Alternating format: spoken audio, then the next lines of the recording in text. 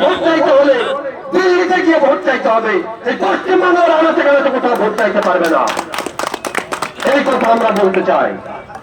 আমরা বলবো আমাদের ভাইজান যখন এর বিরুদ্ধে যখন কথা বলে, ভাইজান যখন পয়েন্টে পয়েন্টে কথা বলে, ভাইজান কথা বলে পয়েন্টে পয়েন্টে, আর তোমার শরীরে জ্বালা হয় জয়েন্টে জয়েন্টে, এই জ্বালা কিন্তু আমরা তুলতে থাকবো। আমাদের এই সংগ্রাম, আমাদের ইন্ডিয়ান সেকুলার ফ্রন্ট লড়ছে, লড়বে।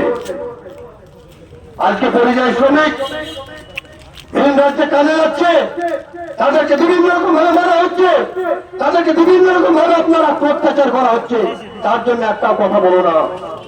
আমার ভারতবর্ষ পশ্চিমবঙ্গের মানুষ ভিন রাজ্যে কাজ করে 30,000, আমি কথায় কথায় ধরে নিলাম। কিন্তু এই পশ্চিমবঙ্গতে ভিন রাজ্যের মানুষ লক্ষাধিক আপনার এখানে কাজ করে, তাহলে আমার রাজ্যের মানুষ যদি ভিন রাজ্যে কাজ করতে না পারে, তাহলে তোমার রাজ্যে ভিন রাজ্যের মানুষ কাজ কোন হিসাবে করে? তুমি যদি বলো আমার রাজ্যে মানুষ যদি ভিন রাজ্যে যদি আক্রান্ত হয়, তোমার রাজ্যে মানুষ আমার রাজ্যে আছে, আমরাও কিন্তু বাধ্য হবো তোমার মানুষকে আমরা সেলোটেট দিয়ে এখান থেকে বন্দি করে এখানে পাঠাতে। তুমি সে কথা একটাও বলো না। আপনার এখানে দেখা যাচ্ছে বিজেপি হচ্ছে আপনার পদ্ম ফুল আর ওর হচ্ছে জুড়ে ফুল, এই দুই ফুলের মধ্যে কোনো আপনার ডিভাইডেড নাই, দুটো জিনিসই হচ্ছে এক, দুজনেই হচ্ছে আপনার আরএসএস মদত পুষ্ট বিজেপি পরিচালিত। এই সরকারকে আমরা ঘৃণা করি, এই সরকারকে আমরা ধিক্কার জানাই। তাই বলবো আমাদের এখন সময় এসেছে, আমাদের এই 26শে ইলেকশনে আমাদের যদি এইখান থেকে, আমাদের যদি হরিয়ারপাড়া বিধানসভা থেকে, আমরা যদি বহরমপুর বিধানসভা থেকে আমরা যদি দু একটা করে গোটা পশ্চিমবাংলায় যদি 10টা যদি আমরা যদি লাঠি যদি খুঁটি যদি আমরা পাঠাতে পারি সংসদে, আমাদের এই ভারতবর্ষে তথাপিও সারা পশ্চিমবাংলাতে আপনার একটা সুন্দর পানি খাবো না। তাই বলবো আপনারা সজাগ হন। আমাদের বর্তমান সমাজের মুসলিম সমাজের মধ্যেকার কথা বলিনি আমি, দলিত আদিবাসী মধ্য পিছিয়ে পড়া যত বর্গের মানুষ আছে প্রত্যেকের আপনার দেওয়ালে পিঠ থেকে নাকি আজকে এই পরিযায়ী শ্রমিক থেকে শুরু করে, অকব্বিল থেকে শুরু করে, ওবিসি থেকে শুরু করে, অন্য ভাঙন থেকে শুরু করে, যেখানে কথা বলতে সেখানে নওশাদ সিদ্দিকী ভাইজান প্রত্যেকটা জায়গায় প্রতিবাদ করে। আর তোমার মুখ দিয়ে একটা কথাও বেরোয় না, তোমার মুখে মনে হয় সালুটেট মেরে রেখে দিয়েছো। তাই তোমাকে ঘৃণা করি, তোমাকে ঘৃণা জানাই যে আমাদের মুসলিম সমাজকে সমগ্র জাতি ঘৃণা চোখে দেখছে, তার জন্য আমরা নিজেরাই দায়ী মনে করি। তাই বলবো এইখানে যে সমস্ত মানুষ উপস্থিত আছেন, দলিত আদিবাসী মুদ্রা ওই পিছিয়ে পড়া বর্গের মানুষ, সমগ্র মানুষকে বলবো যারা আপনারা আমরা শ্রমজীবী কর্মীজীবী মানুষ, আমাদের দেওয়ালে কিন্তু পিঠ থেকে গেছে বর্তমান। তাই আমাদেরকে সজাগ হতে হবে, আমাদেরকে এই সমাজ পরিবর্তন করতে হবে, এই চোরের আড্ডা খেলাকে ভাঙতে হবে। আজ তোমার পা থেকে মাথা পর্যন্ত চোর, তোমাকে নিয়ে আমার পশ্চিমবাংলার মানুষ অনেক আশা করেছিল যে একটা মহিলা মুখ্যমন্ত্রী পেয়েছি, কিন্তু তুমি একজন মহিলা হয়ে একজন মহিলার সুরক্ষা দিতে পারো না।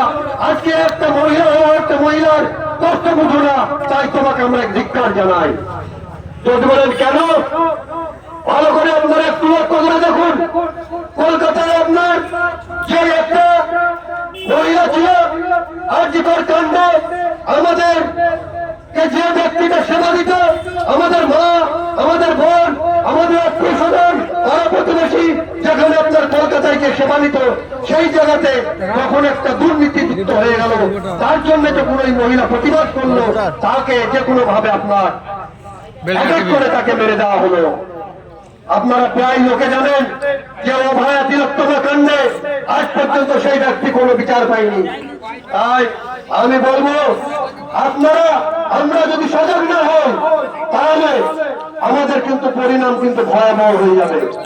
আমাদেরকে সজাগ হতে হবে, আমাদেরকে দৃষ্টি নিক্ষেপ করে দেখতে হবে আজকে আমাদের পিছনে কারা আছে, কারা আমাদের উপর অত্যাচার করছে, কারা আমাদের উপর টর্চারিং করছে, কারা এই সমাজকে নষ্ট করছে, কারা এই সংবিধানকে লুণ্ঠন করে খাচ্ছে, তার বিরুদ্ধে আমাদেরকে রুখে দাঁড়াতে হবে। তাই বলবো আপনারা সজাগ হন। আজকে আপনি আমি যদি ঘুমিয়ে থাকি আমাদের সমাজে পরিবর্তন আসবে না। একটা ভোটের মাধ্যম দিয়ে মানুষকে যেমন উপরে তুলে দেওয়া যায়, তেমন একটা ভোটের মাধ্যম দিয়ে মানুষকে নিচেও নামানো যায়। তাই 26-এ ইলেকশন আসছে। এই 26-এ ইলেকশনে আপনারা ভাইজানের হাতকে শক্ত করার জন্য খাম চিহ্নে ভোট দিয়ে ভাইজানকে শক্তিশালী করে তুলুন এবং প্রতিনিধি হিসাবে নিযুক্ত করার চেষ্টা করুন। এটাই আমি আমার বক্তব্যের মাধ্যম দিয়ে বলছি। আজকে যদি একটা চেয়ারের যদি 4টে পায়া হয়, সেই 4টে পায়াকে যদি আমরা মনে করি আমাদের ভাইজানের 2টো পা বা 1টা পায়া আছে, আরো 3টে পায়া করতে হবে, তাহলে 4টে পায়া যদি হয় তাহলে লোকটা একটু ভালো পারবে। আর যদি 3টে পায়া হয় তাহলে আপনার লোকটা পারবে না, অটোমেটিক পড়ে যাবে। তাই বলবো 4টে পায়াকেই কিন্তু আমাদের তৈরি করতে হবে। এই 4টে পায়াকে তৈরি করলে আমরা কিন্তু আমাদের সঠিক জায়গা, সঠিক প্ল্যাটফর্ম খুঁজে পাবো। আজ 1947 সালে 15 আগস্ট ভারতবর্ষ স্বাধীন হয়েছিল। 1950 সালে ভারতবর্ষের সংবিধান রচনা হয়েছিল। সেই রচনাকে, সেই স্বাধীনতাকে আমরা সম্মান জানাই। সেই স্বাধীনতার দিকে আমরা লক্ষ্য করে কিন্তু আমরা চলি। কিন্তু আজকে এই ভারতবর্ষে স্বাধীন হওয়ার পরে এত আপনার মানুষ কষ্ট পায়নি, এত আপনার মানুষ বিপদের মুখে পড়েনি। বর্তমান যে সমাজের, বর্তমান যে রাজ্যের, বর্তমান যে কেন্দ্রের রাজা আছে, প্রজা আছে, তারা কিন্তু এত আপনার বিভ্রান্তের মধ্যে পড়ে গেছে। সেই বিভ্রান্ত থেকে বাড়ানোর একটাই পথ, সেটা হচ্ছে আপনার সমাজ ব্যবস্থা পরিবর্তন করা। তাই এই সমাজ ব্যবস্থাকে পরিবর্তন করার জন্য আপনাকে আমাকে সজাগ হতে হবে। আমি বলবো আসুন আমাদের ইন্ডিয়ান সেকুলার ফ্রন্টের হাতকে শক্তিশালী করুন। আমাদের ইন্ডিয়ান সেকুলার ফ্রন্টের নওশাদ সিদ্দিকী ভাইজান মহাশয়ের হাতকে যদি আমরা সঠিকভাবে আমরা শক্তিশালী করতে পারি, তাহলে আমরা একটা নতুন একটা সূর্যের একটা আলো দেখতে পাবো, একটা নতুন একটা পথের দিশা দেখতে পাবো। আজকে যদি আমরা এই সরকারকে যদি আমরা উৎখাত করতে পারি, তাহলে আমরা কিন্তু এই চোরের বদনামটা আমাদেরকে শুনতে হবে না। আজকে পা থেকে মাথা পর্যন্ত চোর যে ব্যক্তিটা, আজকে ভাবুন শিক্ষা, স্বাস্থ্য, অন্ন, বস্ত্র, বাসস্থান প্রত্যেকটা জায়গাতেই আপনার চোর। কাটমানি দিয়ে আপনার পরিপূর্ণ, সেই কাটমানি সরকারকে এখান থেকে দূর করতে হবে। তাই বলবো আমার একটাই বক্তব্য, ইন্ডিয়ান সেকুলার ফ্রন্টের হাতকে শক্তিশালী করুন, নওশাদ সিদ্দিকী ভাইজান মহাশয়ের হাতকে শক্তিশালী করুন। এই বলে আমি আমার সংগ্রামী অভিনন্দন জানিয়ে শেষ করছি। ইনকিলাব জিন্দাবাদ, আইএসএফ জিন্দাবাদ, ইন্ডিয়ান সেকুলার ফ্রন্ট জিন্দাবাদ, নওশাদ সিদ্দিকী ভাইজান মহাশয় জিন্দাবাদ, হাবিব শেখ মহাশয় জিন্দাবাদ।